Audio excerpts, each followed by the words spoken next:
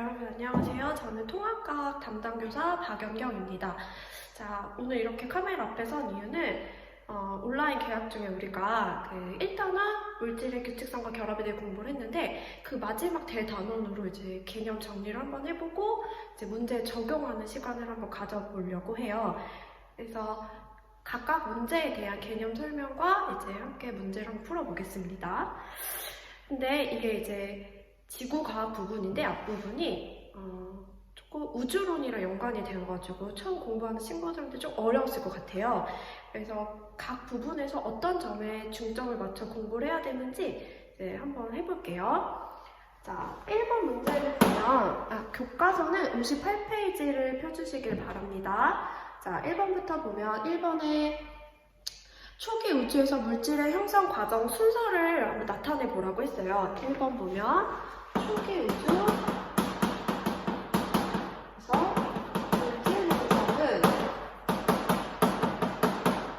어떻게 만들어졌을까? 우주 초기에 물질 형성 어떻게 만들어졌을까를 공부를 할 텐데 이 부분은 우리가 우주론이랑 연결이 되기 때문에 조금 내용이 어려울 수 있어요. 근데 이제 선생님이랑 같이 시간 순서대로 한번 정리를 해보도록 하겠습니다.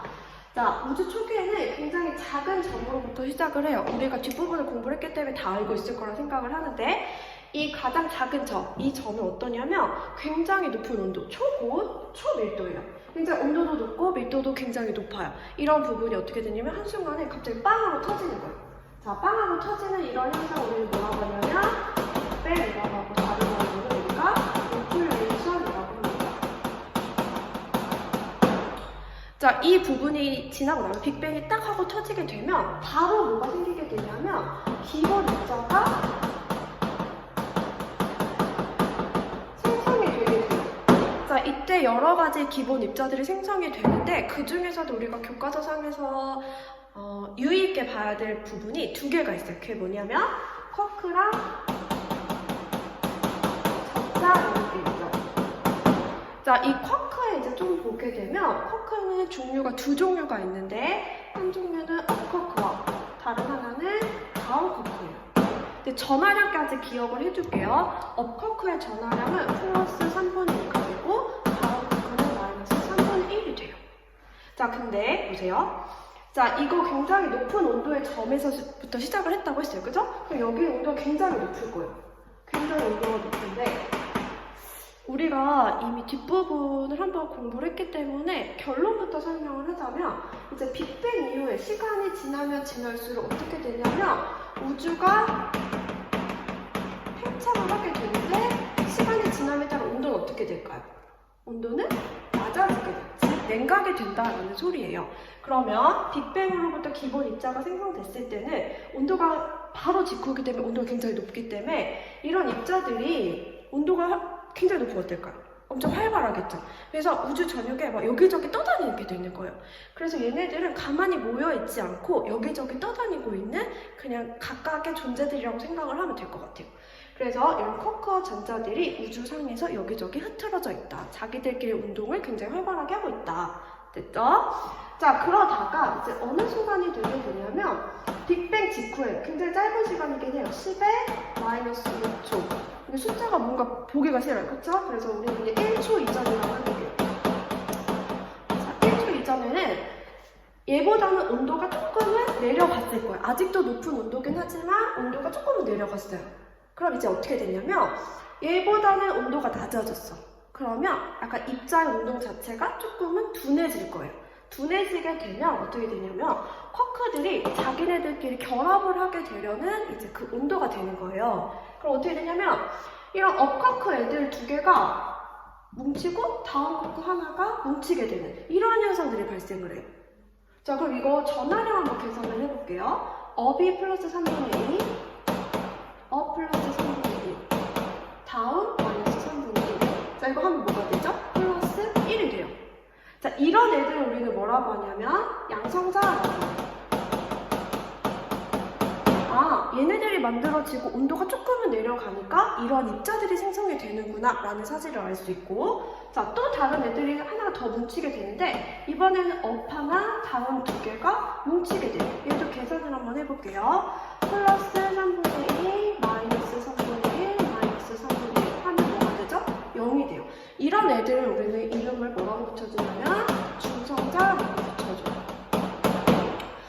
기본 입자가 생성이 되고 온도가 어느 정도 내려가니까 이렇게 양성자와 중성자가 만들어지는구나. 자, 근데 초기에는 이 양성자랑 중성자의 비율이 1대1이었어요. 그런데 시간이 조금 지나서 온도가 조금 내려가니까 어떤 일이 발생을 하냐면 중성자가 양성자로 조금은 변하게 돼요.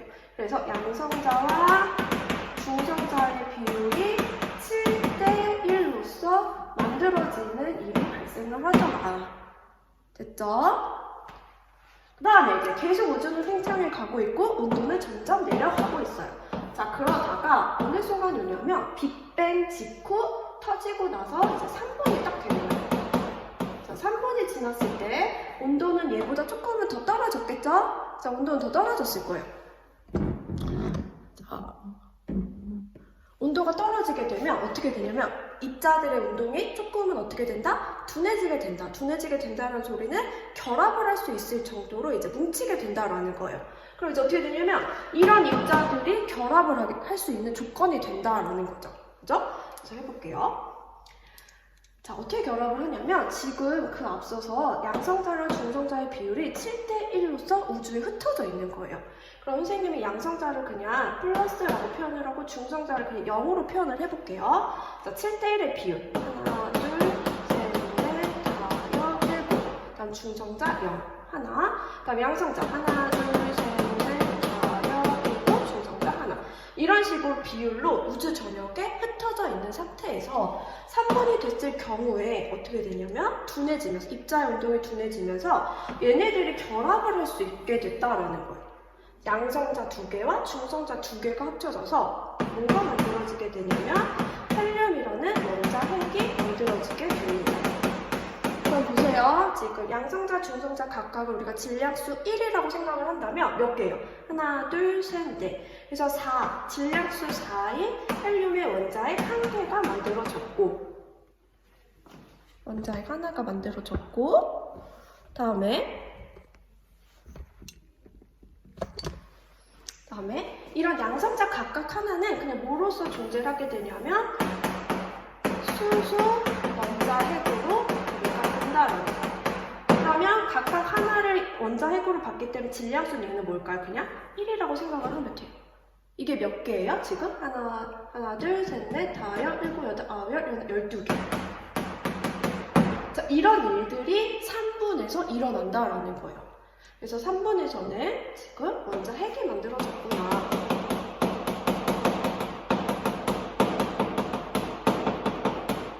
자, 근데 이 원자 핵을 우리가 수소랑 헬륨의 개수비랑 그 다음에 질량비를 기억을 할게요. 자, 개수는 몇 개? 12개 하나. 그래서 12대 1. 질량비는 어떻게 돼요? 질량 하나인 게 12개가 있고 4인 게 하나가 있으니까 질량비는 12. 12대 4. 즉 3대 1의 비율로 질량이 형성이 되게 됩니다. 되겠죠? 자, 이후에 계속 이제 우주는 팽창을 해가고 있고 온도는 점점 어떻게 되고 있다? 내려가고 있다. 온도가 계속해서 내려가고 있어요. 그러면 온도가 점점 내려가고 있겠죠? 그럼 이제 어떤 일이 벌어지냐면 빅뱅 직후에 어떤 이벤트가 하나가 발생을 하는데 그 시간은 빅뱅으로부터 약 38만 년이 경과한 후예요. 자, 38만 년이 경과한 후에는 이제 어떤 일이 벌어지냐면 온도가 굉장히 이제 많이 떨어졌어요. 자, 온도가 떨어지면 입자의 운동이 둔해지고 결합을 할 수 있더라. 그쵸? 그럼 이제 어떤 일이 발생하냐면 앞에 이제 핵이 만들어졌어요. 이 핵과 이제는 앞서 만들어졌던 기본 입자인 뭐냐면 전자. 얘네들이 결합을 하게 되는 일이 발생을 한더라라는 거예요. 해볼게요. 원자핵과 전자라는 애들이 이런 식으로 결합을 해요. 원자핵과 전자가 결합한 이러한 상태를 우리 중학교 때 배웠어요. 뭐라고 하냐면 원자라고 합니다. 그래서 38만 년이 지났을 경우에는 우리가 원자가 생성된다 라고 해요. 여러분들 여러분들 여기서 한번 볼게요. 자, 38만 년이 지난 이 시점을 기준으로 이전에는 원자 핵이던 전자들, 원자 핵이던 전자들, 우주 전역에 이런 식으로 막 흩뿌려져 있었던 거야. 즉 자기네들끼리 그냥 자유롭게 움직여놨던 우주예요. 그러고 나서 이제 38만 년을 기점으로 이런 원자 핵과 전자들이 이런 식으로 결합을 하게 돼요. 그럼 보세요. 자, 여기 막 흐트러져 있었어요. 그럼 빛이 우주 안에 있어도 잘 빠져나가기가 힘든 거예요. 여기 막 뭐들이 다 운동으로 막고 있으니까. 그러면 우주 안에 빛이 가득 차 있어. 어떻게 보일까요? 밝게 보이겠죠. 그래서 우리는 이러한 우주를 뭐라고 하냐면 밝은 우주. 그래서 우리는 이런 것을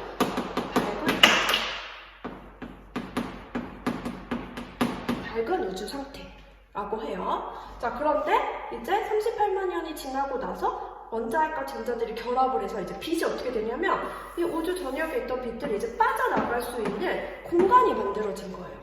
그럼 이제 빛이 모두 다 빠져나갔어. 어떨까요?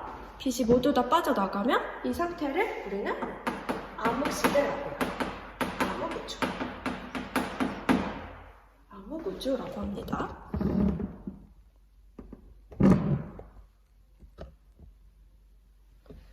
자, 이때 빠져나간 이 빛의 이름도 하나 알아줄 텐데 이 빛의 이름을 뭐라고 하냐면 우주 배경 복사라고 합니다. 자, 이는 나중에 빅뱅 우주론의 강력한 증거로서 우리가 말을 하게 되는 거죠.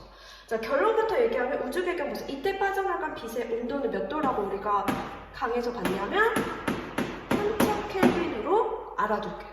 알겠죠? 이거 꼭 기억을 해두세요. 3000 켈빈. 그래서 우리는 보면 처음부터 볼게요. 빅뱅 직후에 기본 입자, 쿼크랑 전자들이 만들어졌고 온도가 점점 내려가면서 이제 결합을 하게 되면서 양성자, 중성자 만들어지고 그다음에 양성자와 중성자가 결합한 핵이 만들어지고 이후에 이제 비로소 원자들이 만들어진다. 이런 식으로 초기 우주에 빅뱅과 관련해서 물질들이 이런 식으로 만들어진다라는 사실을 이제 기억을 하면 될 것 같아요. 되겠죠? 자, 그럼 이거 내용 정리를 해두고 1번부터 보겠습니다.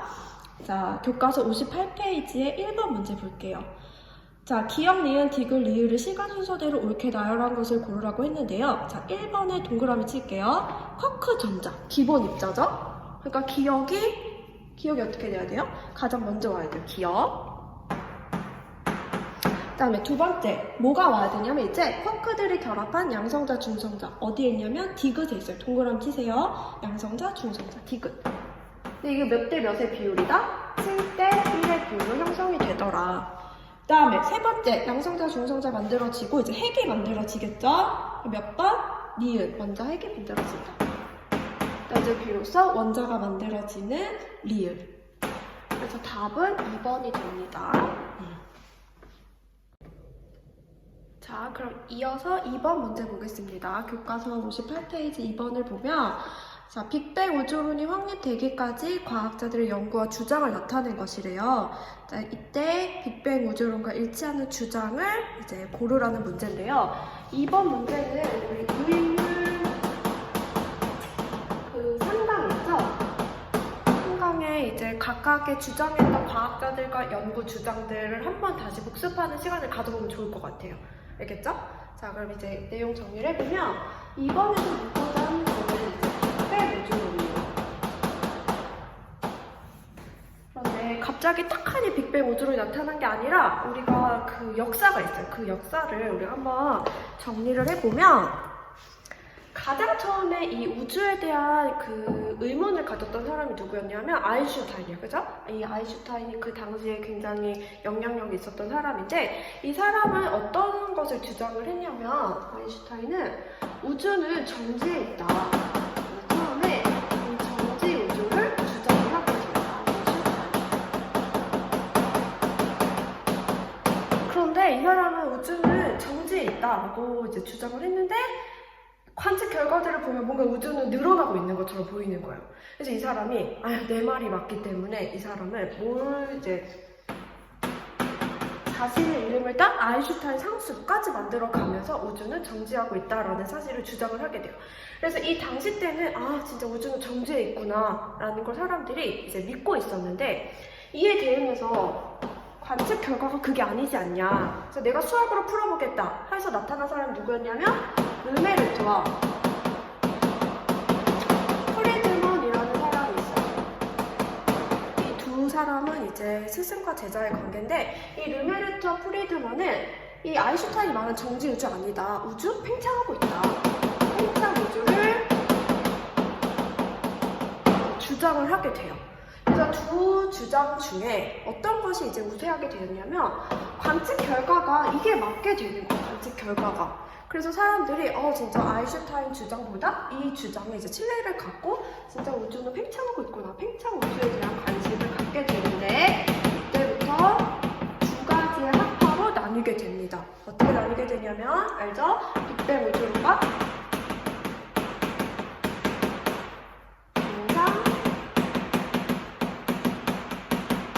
우주론으로 나뉘게 돼요. 이 빅뱅 우주론을 가장 강력히 주장했던 학자의 이름까지 알아둘게요. 가모. 정상 우주론을 주장했던 학자, 대표적인 학자 호일.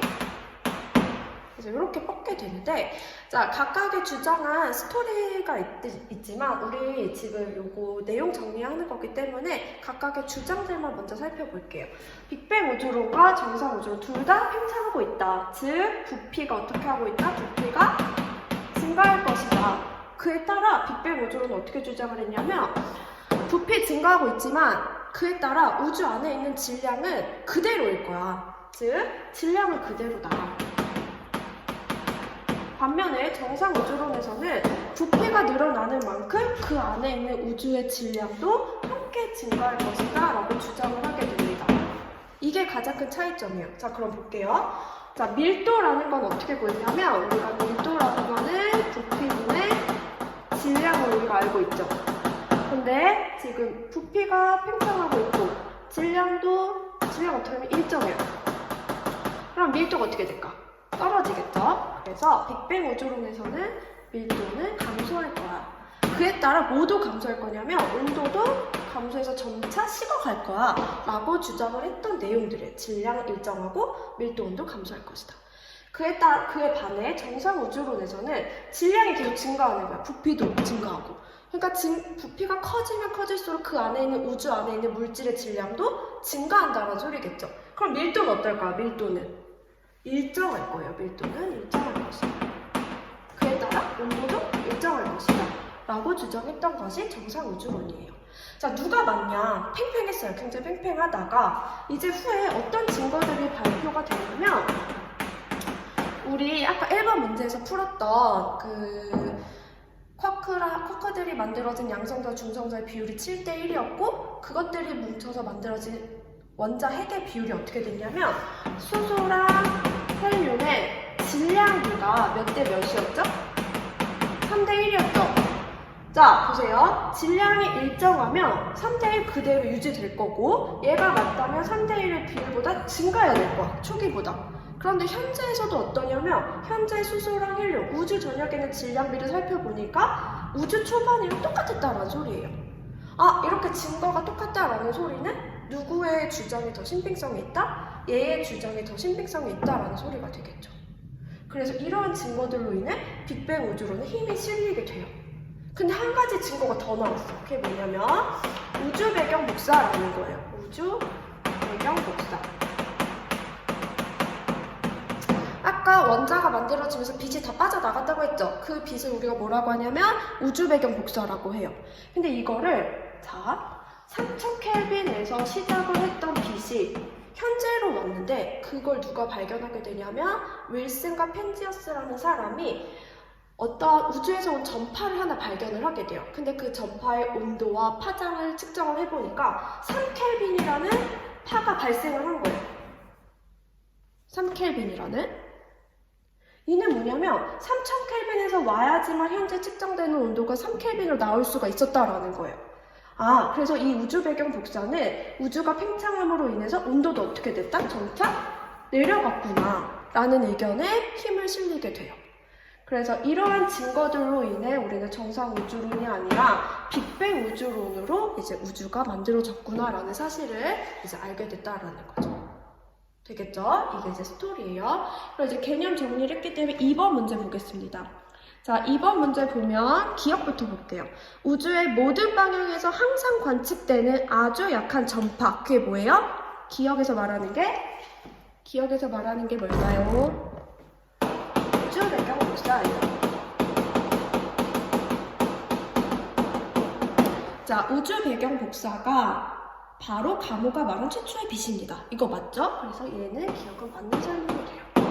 니은 볼게요. 우주에서는 물질이 계속 만들어진다. 자, 밑줄 그어볼게요. 물질이 계속 만들어진다. 즉, 물질이 계속 만들어지면 질량이 점차 어떻게 될까요? 증가하겠죠. 질량이 계속 증가한다. 누구의 우주론이다? 얘는 정상 우주론이다. 얘는 틀린 설명이 되고, 디귿 보겠습니다. 우주의 초기 상태를 연구하면 우주의 기본 입자 중 수소와 헬륨의 양을 추정해낼 수 있다. 자, 수소와 헬륨의 질량이 몇 대면? 3대 1. 자, 초기의 우주의 질량과 현재 지금 측정한 비율 자체가 어떻다? 일정하다라는 거예요. 그렇기 때문에 디귿도 맞는 설명이 돼요.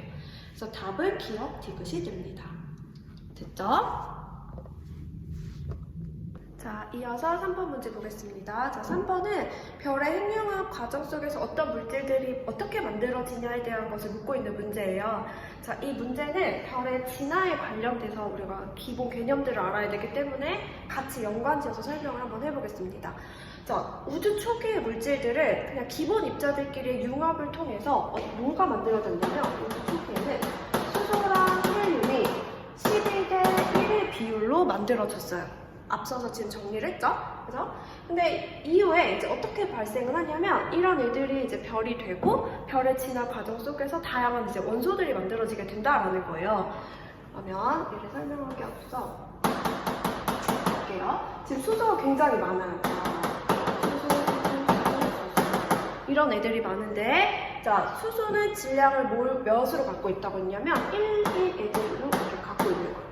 자, 질량 1인 수소들이 여기저기 이제 있는데 질량을 가진 물질들이 움직이게 되면 자기들끼리 서로 이런 식으로 뭉치려고 하는 성질이 있어요. 이런 걸 뭐라고 하냐면 중력수축이라고 합니다. 자, 이렇게 질량을 가진 물질만 있으면 이제 중력수축이 일어나게 되는데 이 중력수축이 과정을 한번 살펴보면 자, 바깥에 있던 물질들이 안으로 들어가는 게 수축이에요. 맞죠? 그러면 위에 있던 물질이 아래로 떨어졌어요. 위치 에너지가 어떻게 될까요? 조금 어려운데 한번 설명해 볼게요. 위치 에너지가 감소를 하면 그 감소한 만큼의 뭐가 생기게 되냐면 운동 에너지로 전환을 하게 되죠. 그 운동 에너지로 전환을 하게 되는 걸 우리는 어떻게 표현을 하냐면 열이 발생했다 라고 표현을 할게요. 즉 중력 수축을 하면 할수록 주변으로 뭐가 발생을 한다? 온도가 높아지니 열이 발생한다라는 거예요. 이런 식으로 중력 수축을 계속해. 그러면 온도는 계속 높아져요. 온도가 계속 높아지면 이제 뭐가 발생을 하게 되냐면 이런 식으로 열이 계속 발생을 하다가 1000만 켈빈이라는 온도에 도달을 하게 되면 비로소 핵융합 반응을 시작을 하게 돼요. 중력 수축을 통해 열이 발생하고 그 열이 어느 선을 넘게 되면은 융합을 할 수 있구나. 즉 수소 몇 개가 뭉쳐지면 뭐가 될 수 있다는 소리냐면 헬륨이 될 수 있다라는 소리인 거예요. 이해될까요? 그럼 수소가 많고 온도도 많고 하면 우리는 핵융합 반응이 일어나는구나. 탈 수 있는 물질이 있어야 된다는 거예요. 자, 그럼 이제 수소가 전부 헬륨으로 바뀌었어. 얘들아, 그럼 이제 탈 수 있는 물질이 없는 거예요. 헬륨만 남았기 때문에.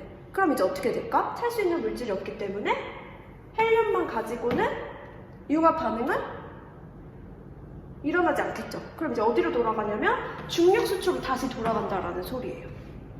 될까요? 자, 다시 한번 해볼게요. 이렇게 탈 수 있는 수소라는 애들이 많게 되면은 질량을 가졌기 때문에 안으로 모이려는 중력 수축이 일어난다. 중력 수축을 하면 할수록 주변으로 온도가 높아지고 그에 따라 우리는 핵융합 반응을 할 수 있는 조건이 만들어지는데 탈 수 있는 물질이 이제 다 없어져 버리면 이제 핵융합 반응이 아니라 중력 수축으로 돌아가서 다시 열을 만들고 이런 식으로 된다라는 거예요.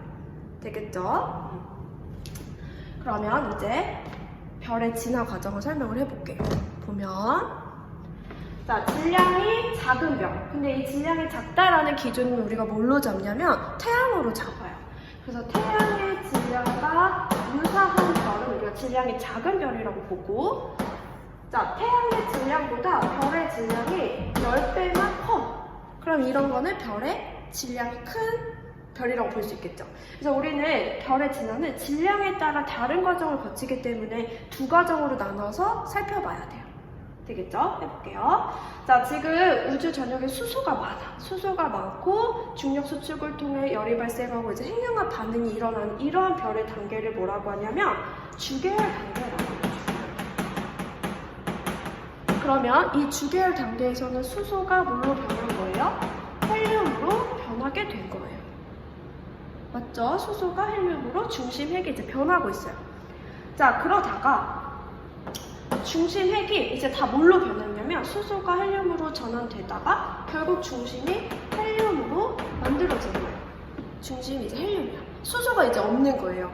수소가 없으면 탈물질이 없네? 탈물질이 없어. 그럼 핵융합 반응이 멈춰지게 되는 거예요. 즉, 탈물질이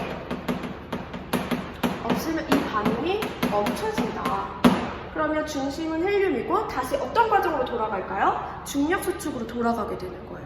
그럼 헬륨이 다시 중력 수축을 하게 되면 열이 발생하고 그 열로 인해 바깥쪽에 있는 껍질이 어떻게 돼? 그 열로 인해 이렇게 팽창하게 되는 거예요. 팽창. 자, 반지름이 커졌어요. 반지름이 커지면서 바깥쪽의 표면 온도는 어떻게 되냐면 내려가게 돼요. 자, 온도가 떨어지면 우리 눈에 어떻게 보이냐면 적색으로 보여요. 그래서 우리는 이러한 별의 단계를 뭐라고 하냐면 적색 거성이라고 합니다. 되겠죠? 중심은 뭐다? 헬륨이다. 아, 질량이 작은 별에서는 수소로 인해 어떤 물질을 합성할 수 있구나? 헬륨이라는 물질을 합성할 수 있구나 라는 사실까지 기억할게요. 그러다가 점차 중심은 계속 뭐하고 있다? 중력 수축하고 있어요. 그러게 되면 결국에 마지막 중심핵은 엄청 응축된 상태의 별이 만들어지게 되는데 이러한 별의 이름을 우리는 뭐라고 하냐면 백색외성이라고 해요.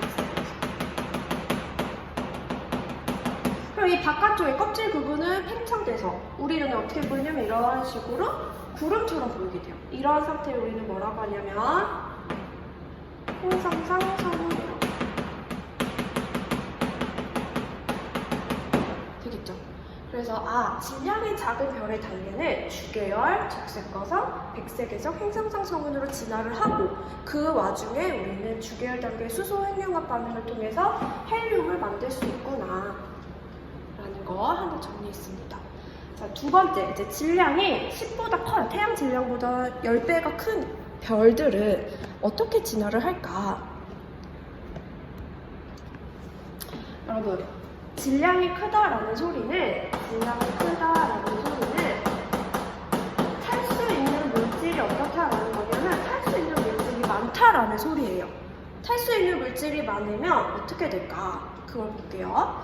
자, 우주 초반에는 누가 많다? 수소가 많아요. 수소가 많아서 이루어지는 단계 뭐예요? 주계열 단계입니다. 똑같이 시작을 해요. 주계열.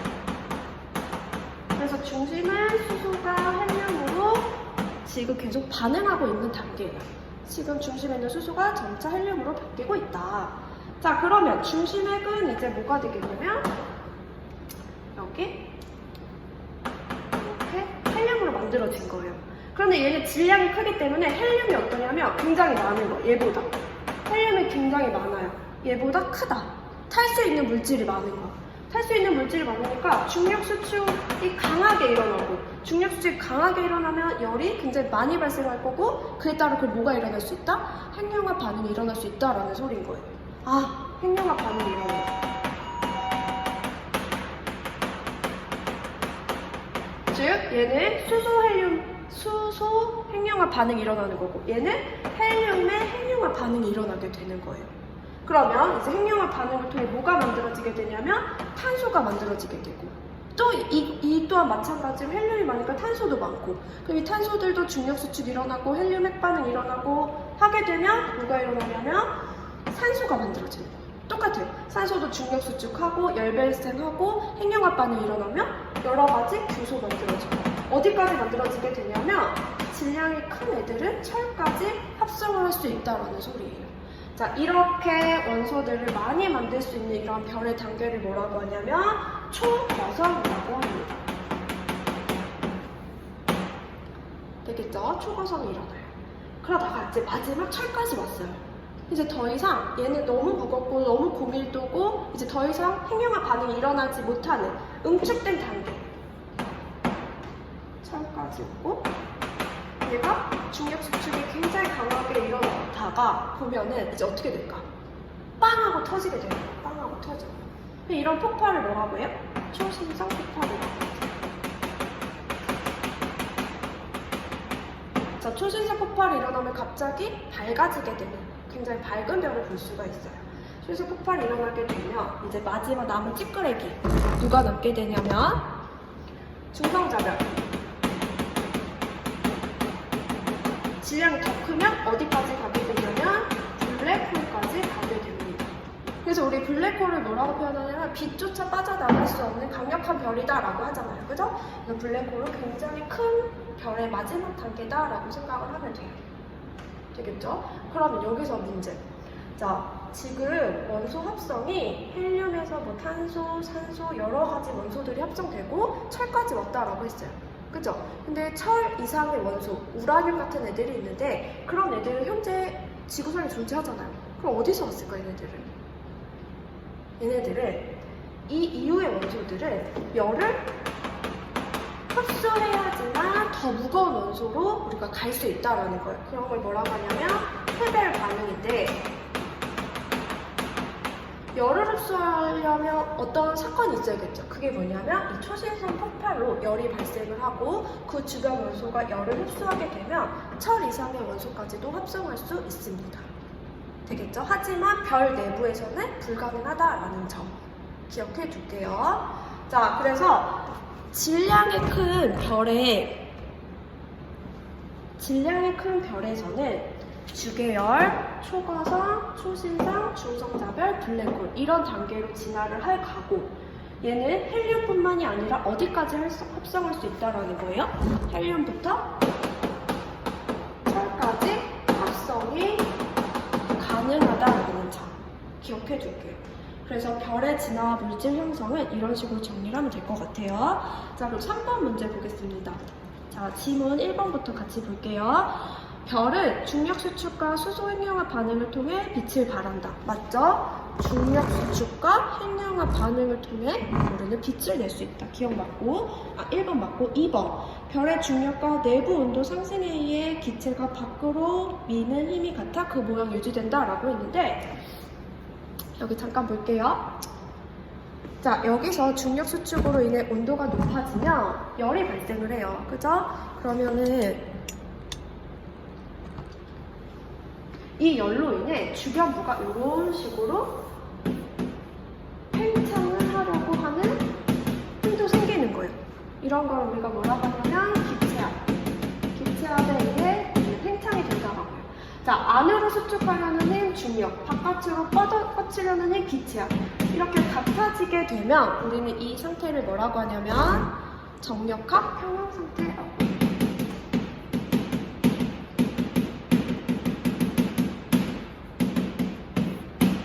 그래서 정력합 평형 상태에 있을 때는 별이 굉장히 일정한 모양을 유지할 수 있다라는 거. 그래서 2번은 맞아요. 3번, 질량이 태양과 비슷한 별의 수소 핵융합 반응을 마치면 초신성이 된다라고 했는데, 자, 뭐가 되죠? 적색거성이 되는 거죠. 그래서 답은 3번이 되고, 4번, 5번도 지문이 좋기 때문에 같이 한번 볼게요.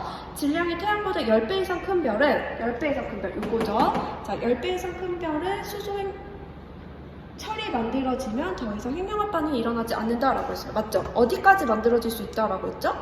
철까지 만들어질 수 있다라고 했어요. 되겠죠? 그래서 4번은 맞는 질문이고, 만약에 철보다 더 무거운 원소를 만들려면 어떻게 해야 된다? 열을 흡수해야 된다라고 했어요. 흡열 반응이 일어나야 되는데 그 흡열 반응은 어디서 온다? 초신성 폭발에서 열을 얻어온다라는 거예요. 그래서 5번 보기도 맞는 거기 때문에 답은 3번이 됩니다. 됐죠?